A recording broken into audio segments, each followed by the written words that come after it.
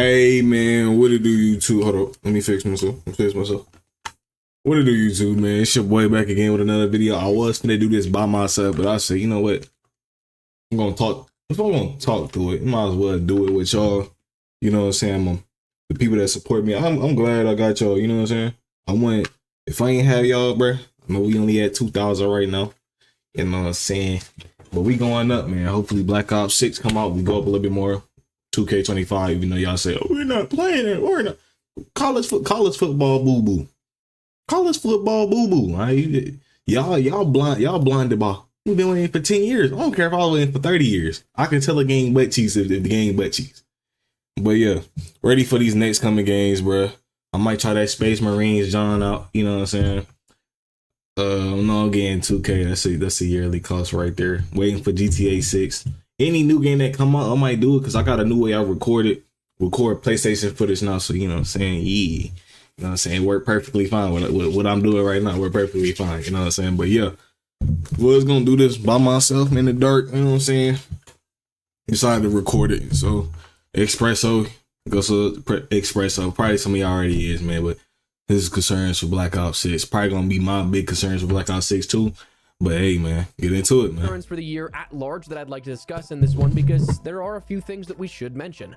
As we go along, drop your thoughts down below. What are your concerns for Black Ops 6? Or oppositely, what are you looking forward to? Drop your thoughts down below. If you enjoy the video, do me a favor and drop a like on it. And make sure to subscribe for more Black Ops 6, X-Defiant, and other FPS content. I'd love to have in the community. But for now, let's get into it. Firstly, let's start at a sort of top-down level. I think that identity is a decent starting point for concerns, mainly revolving around the feel of the game. Ever since it was found on the Steam database that it was listed as a DLC, there's been concern that it's going to be just like Modern Warfare 2, which is going to be just like Modern Warfare 3. And while to an extent it's kind of valid, I'm hoping it's only valid in the same sense of how the DLC is listed, tethered to the Call of Duty HQ, and not that it'll actually be similar to the last two games, because this is very much so not a DLC, it's just the way it's categorized because it's all through the COD HQ, it's listed as a DLC. So will it feel like Modern Warfare 2 and 3 and thus feel like the same game of the last 2 years and not something new? And while the impressions of like the 4 to 5 multiplayer matches that I played at Treyarch a few months back are still under NDA until the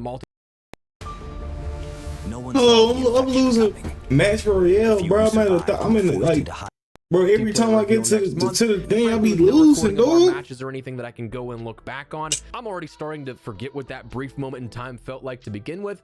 But while I'm not too worried about a similar feeling, I mean, everything we've seen thus far changes even just the fundamentals, and like the movement should feel different for sure, but it's valid to consider. Well, if it's the same engine, won't it feel the same? While I very well could be wrong, and perhaps it does, engine doesn't entirely correlate with feel, looks, whatever. You can absolutely have two very different looking, feeling, and all that kind of stuff games built on the same engine. The underlying tech isn't what defines those things. While this unification on the COD engine is a sort of new concept still while working on the same engine with Warzone at the core to sort of cross-promote everything, I bet it won't be long until we're back on that signature and clearly distinctive Modern Warfare and Black Ops games that we had seen in the early 2010s, where you knew exactly what you were getting, but they were different in feel and in visuals in that back and forth volley between the games. But I think that for the general audience, that's a hurdle that they need to get ahead of, with perhaps even the messaging leading up to the reveal. What makes this game different than the last two? Again, to the general public. We can talk nerdy points about differences all we want, but to the weekend warrior that's playing an hour or two a week, besides the Madden and FIFA effect where it's another Call of Duty, why are they gonna buy it?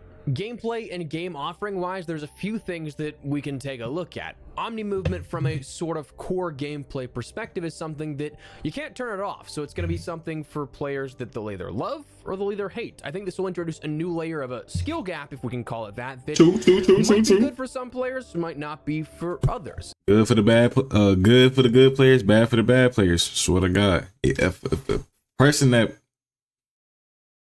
say like you're right away, your pro, your ears, your rumors, Phase Jeff, people like them, people under them. What I mean, like people under them, they good, but they don't do content. Pro players, for them, they get used to that game the first week. They probably really grinding it. It's gonna be they gonna get used to the movement way faster than the people that's working like 9 to 5s. Like he said, you play the game for an hour. you're not gonna really get used to it because you're gonna play it for like 30 minutes, probably get like four or five matches, and you probably done. You know what I'm saying? That's not enough time to get used to it. So for the people that like work 9 to 5s, and I know people that work 9 to 5s that they go crazy on the sticks. I can't lie. They go crazy on the sticks, but yeah, it's gonna take a little bit longer for them to get actually used to the game. But people that like do content, or they're good, or the unemployers, you know what I'm saying, or the pros, they're gonna be way faster when it comes with getting used to this game, man. No cap. And even just from the comments here on prior videos, you've probably seen some people that are either very stoked for the next level of the movement systems at I'm very stoked, man. Duty, or some that are like, why I the use hell that. does this exist? So while personally I think that a new movement system introduced And probably, let me say this: with new movement come a new different type of game. Even though they bring it in the Warzone, they still distinguish this shit. Distinguish themselves from MW3, MW2, and so on. You know what I'm saying? Because y'all would have been mad if we had the same movement and there's no changes. Y'all would have been mad regardless. So you know what I'm saying? Like, a lighter on the scale concern for the overall year ahead. It is something that until we have hands-on, until everybody sees how they feel about it, it is something that you could probably be a little concerned about. Next, the post-launch support is something that I think is integral for this Call of Duty game in particular. Call of Duty always has a boom in Q4. Everybody's playing it. Everybody's trying it out. That's just the way it's been for the last 10 to 15 that's where every game. That's where every game. Keep on giving back to the player in terms of quality of content, the amount of content. The same thing NW3 did. The things that you have to do as a now live service game. We're not back in 2009 where you have a game launch with 16 maps and then you have 4 map packs that come along with it. Whether or not we want to go back to that or not, the industry has shifted to the point where it's now a live service thing. So you're going to have this perhaps lack of guarantee at certain spots during the year that things will be happening versus maybe that same amount spread out over the course of time, that each update isn't quite as substantial per se, but the frequency of those updates, the quality, the quantity. We already discussed recently that following Modern Warfare 3 actually might be tough just simply from like an optics point of view. Purely quantity standpoint, the weekly updates were something that Modern Warfare 3 kind of perfected. You offered up things like camos in events. You offered up things like aftermarket parts in those weekly challenges. And no, they weren't introducing like a map a week or anything like that, but that is kind of the point of these intermittent updates between the seasonal events. That's what I mean by that. As sort of filler weeks, they're pretty dang good. They offer unique rewards every single week. So will you do things like those again here to bring those back and to keep players week over week happy? We have new weapons introduced in any way, shape, or form, new operators, stuff to work towards that allows that game to be constantly updated to the point where it feels fresh and new every week, every couple of weeks. We'll have to wait and see. Replayability also at a larger scale is something that I think is kind of the next thing. Players coming back, unknown, but potentially could be a concern. What brings players back month over month, not just week over week like we talked about with those camos and events, aftermarket parts in the weekly challenges?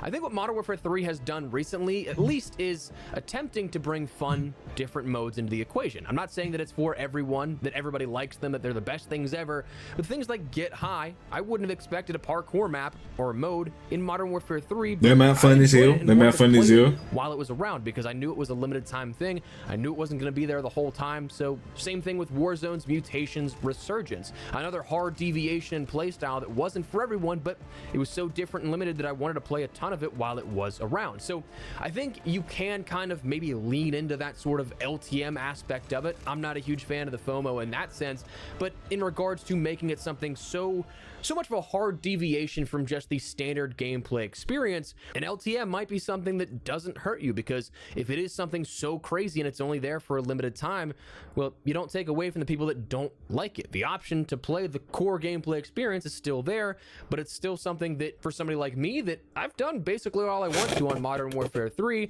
Yeah, like me, I'm just you know what I'm saying, give me new maps. Oh my god! Hold up. Let me, hold on. You feel me? Hold on. Let me,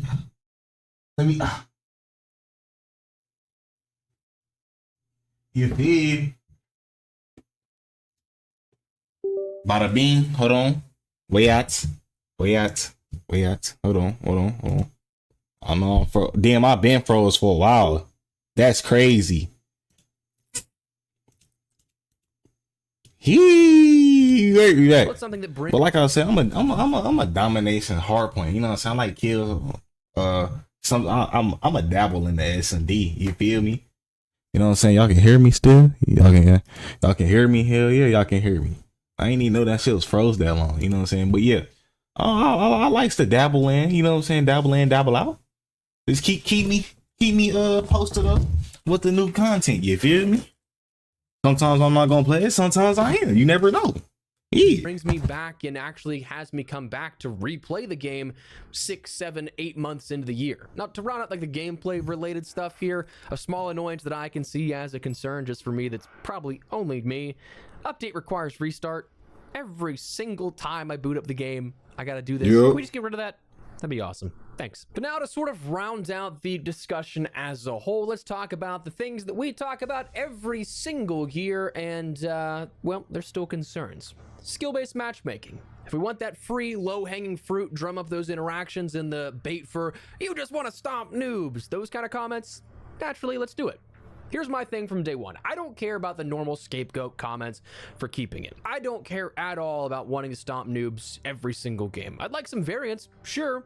I don't get that right now whenever I play. It's just a sweat fest every single game. Playing iridescent lobbies every single time I load into a game, whether it be MP or Warzone. But my number one thing from day one has always been the connection. If you play at a high enough level, you will absolutely notice those either subtle or very noticeable differences in the connection feel. Right. The problem, if we can just be honest with ourselves here, is that it's not going to go anywhere. I'd love to see a reduction of it at least. Love to see it removed entirely and go back to the old ways of like Black Ops 4 and before, where it was just simply matchmaking based off of ping. Once those 12 players got into a lobby, then it balanced out via air quotes skill-based matchmaking, but it's likely not going to happen, especially after the recent publication of their latest white page explanation on matchmaking. I mean, listen to this reported result among matchmaking tests where the skill factor was disregarded. They said the likelihood for a player to quit during a match increased significantly across 80% of players within the study. And additionally, within the sample study group, 90% of players in that loosened skill group did not return at a higher rate than the control group. I ain't gonna lie, bro. I'm the type, I'll quit just cause, you feel me? I just like quitting games. But besides 2K, I'm not quitting on 2K or man. I can't, you can blow me out, man. I'm not quitting the game. But Call of Duty, bro, if it's not going my way, I'm getting up out of here. You put me in the game when they getting nominated, I'm getting up out of here. I can't save these dudes, man. If it's like 60 to 150, what am I gonna do in this lobby? What am I gonna do? This indicated that low to mid-skill players left the game in greater numbers, and the net effects of this was a decrease in the overall player population across the study group. Therefore, the likely result of this compounding over time will lead to player populations that feature only high-skilled players at increasing rates. So essentially, what they're saying and attempting to... My only problem with skill-based matchmaking, you got some people thinking they really good out here. That's only my only problem. What's up? Only problem, I'm like, I don't go crazy, but him, every time you run into somebody, you go like me. I'm not like the average player. I play way more than the average player. You know what I'm saying? I'm not the best player, but I can put on the show. You know what I'm saying? But I can put on the show, but me mainly, I can hold my grounds. I know how to play. I'm that smart. So you know what I'm saying? When it comes to like a player on my level, I can really tell. Because I've been playing for that long. I've been playing since Black Ops 2, Black Ops 1, MW2 and 3. You know what I'm saying? Like, I know who's good and who's not. Some of y'all is not that good. You know what I'm saying? It's not a lot of good players. It's a lot of good players. But surrounding the whole Call of Duty franchise is not a lot of good players. You know what I'm saying? Yeah. To justify this with is, if it's removed, you'll see the casuals leave in droves. But even by their own admissions, that creates a catch-22 where, paraphrasing a bit of the following statements, when low to mid-skilled players get blown out, it leads them to leaving, which means high-skilled players will have a lessened player pool to matchmake with, meaning only high-skilled players will match against high-skilled players. But that catch is that in attempting to avoid that, you match high-skilled players with only high-skilled players and don't let those low to mid-tiers increase their skill organically. And that, y'all not getting no better playing with them bums y'all playing with now. Y'all think y'all good because y'all playing with niggas that's on y'all level. When I was brought up playing Call of Duty, is we still going? Wait a minute. We ain't freeze. All right, bet. We ain't freeze. When I was growing up, bro, I was getting my ass bust. NW2, I was getting dookied on new tube across the map. You know what I'm saying? Like, I remember, and then Black Ops 2 came out. Black Ops 1, that wager, I put time in that wagers. You know what I'm saying? That started my gambling addiction to this day. And then that shit chance over the 2K and Madden. But NW2, first COD, I was getting torched, bro. No cap, torched. But at the end of that shit, I started actually getting the game because I ain't get the game at release. I got it like midway to the end. So yeah, I was getting my ass bust. But I was like, bro, I actually fuck with, even though I'm getting my ass bust, I really fuck with the game. I'm finna get good at this. Now look at me. I'm better than I was in Black Ops 2 and I was going crazy in Black Ops 2, man. That scenario you want to avoid inorganically. For me, I mean, I think that this is something we've talked about before. You loosen it in regular matches, incentivize a ranked play to keep players around with that, where it bleeds over into the casuals even wanting to play a sort of ranked play.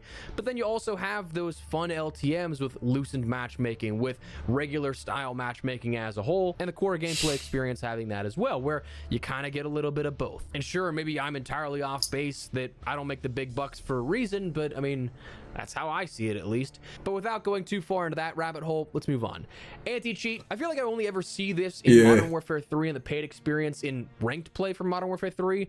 I feel like with the new edition of Game Pass, you might see it a bit more just because some of those like new account deals that exist with Game Pass, we can get Game Pass cheap on a new account. But the point still stands, whether free or paid experience. Frankly, more in the paid experience, you shouldn't see this because you paid for it. You shouldn't have to expect that BS. But I feel like Ricochet has worked in my own personal experience pretty well, but also that's not meant to discount anyone else's experience, because I would be absolutely straight up lying if I said that I haven't seen the clips, I haven't seen gameplay of cheaters still out there. They exist. They still happen a lot. Ricochet, just simply put, needs to be better in Black Ops 6. Servers, same thing. It is something that the servers have always been this factor and issue that we've talked about year over year, as this whole segment will exemplify. But honestly, my thing with servers is like, it's 2024. Why are we still on 20 hertz tick rate servers? Like, unless I missed something where they upgraded this in the last year, that's still insanely unacceptable for a billion, now trillion-dollar company with Microsoft at the backing. Why is that a thing? Yeah, I've been saying that for a long time, but we need to up that hurt rate, man. Server stability, the persistence. My problem with MW2 was I'm used to that fast-paced movement, so I'm trying to play the game way faster than what the game's actually played for. That was my problem with this year 2K. I enjoyed the game at first because it was a little fast-paced. It was moderate. It wasn't too slow, but like the dribbling was up there, but the game wasn't like, it fucking went out again, dog. Hey, I'm just gonna finish out the video, man. Y'all just gonna have to hear my voice. So look, game, it wasn't like, you know what I'm saying, boom, bang, pow. It was like, boom, what is he gonna do? Bang, pow. It like, you know what I'm saying, it's just slow. I was playing the game way harder than it's supposed to be played. That comes along with Modern Warfare 3. Hopefully we see some sort of improvement in that system and stability with Black Ops 6. Now, to close out this video, I want to talk about some general unknowns, some things that are concerning, but we truly don't know.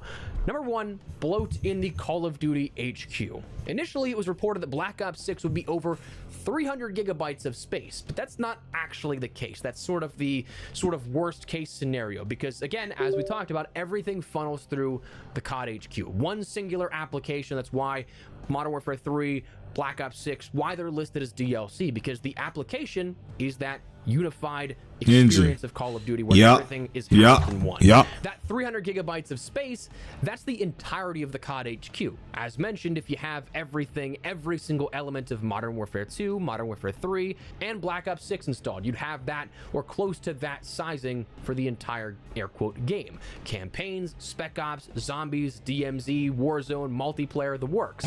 Obviously, you can uninstall the games you do not wish to play. Modern Warfare 2 has been uninstalled for me for a year for my systems. Ain't never been downloaded back. As soon as Like Black it's Ops 6 rolls around. But how much My of fault. that is unavoidable? How much of that bloat will we see where you have things that you can't remove, like Warzone perhaps, where you can't remove some certain core elements that then, as a result, if you can't get rid of Warzone stuff, you have 3 games worth of weaponry funneled into Warzone. Like, how much bloat is there going to be? That's still just something that we don't have adequate information just yet to really say, okay, this is a problem, or all right, it's not too bad. And finally, last gen holding the game back. At one point, I was told, and I cannot remember by who or what the context was in, the COD HQ was the factor that sort of mitigated that generational gap. I wouldn't say that Modern Warfare 2 or Modern Warfare 3 are the sort of cursed level of Black Ops 3 on last gen that we saw on Xbox 360 and PlayStation 3, but they absolutely suffer graphically. Obviously, you can't have that development at a high level for the current generation of consoles if it's still limited by the ceiling of hardware tech from 5 years ago at this point. I don't think the current games of Modern Warfare 2 and Modern Warfare 3 have seen that level of curse just yet, but we don't know where, again, Black Ops 6 will land on that just yet. Maybe Treyarch, with 4 years of development on this game, has focused solely and primarily on pushing the boundaries of the current tech, in which case that would again severely limit the offering available in those last generation experiences, but we don't know enough yet. But anyways, that's some of my concerns. A lot of me probably yapping. Let me know your thoughts down below. What do you guys think or have concerns for Black? Hey man, I agree with you, Espresso. I know they can't, you know what I'm saying, see me because my shit froze. Like, look at me, bro. I fucking froze, dog. What's up, man? Like, oh, now that shit not, yeah, now that shit gone. Yep.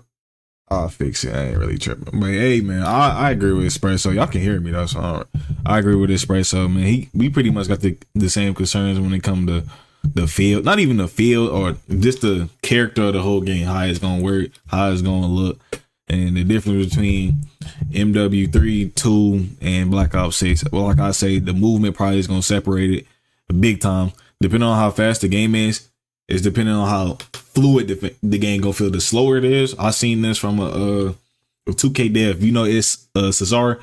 He said this: realistic. If you have a realistic game, there's gonna be more. You know what I'm saying? Sometimes you're not gonna be able to control your character like that. You know what I'm saying? But that's for like sports games. When it comes to Call of Duty, it's just gonna feel a little bit more slower.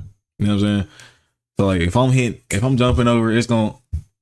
Y'all can't see me right now, but this imagine the old nigga trying to get out of his chair.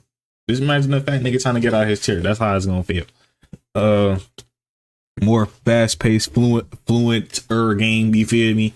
It's just gonna feel way better. It's gonna feel way better when it comes to that arcadey feel. I feel like arcadey games for me is, you can go back to 2K16, 17, the most arcadey basketball games of all time. For you know, besides NBA Street, you know. NFL Street, you know, NBA Jam. Besides all them, 2K17, they felt so good just because how fast it was, how fluent it was. So a faster paced game gonna make the game feel it's unique. It's unique. It's gonna make it feel unique. But yeah, man, we pretty much got the same concerns. Post lines, the content. I want to see what they do, how many guns they putting in.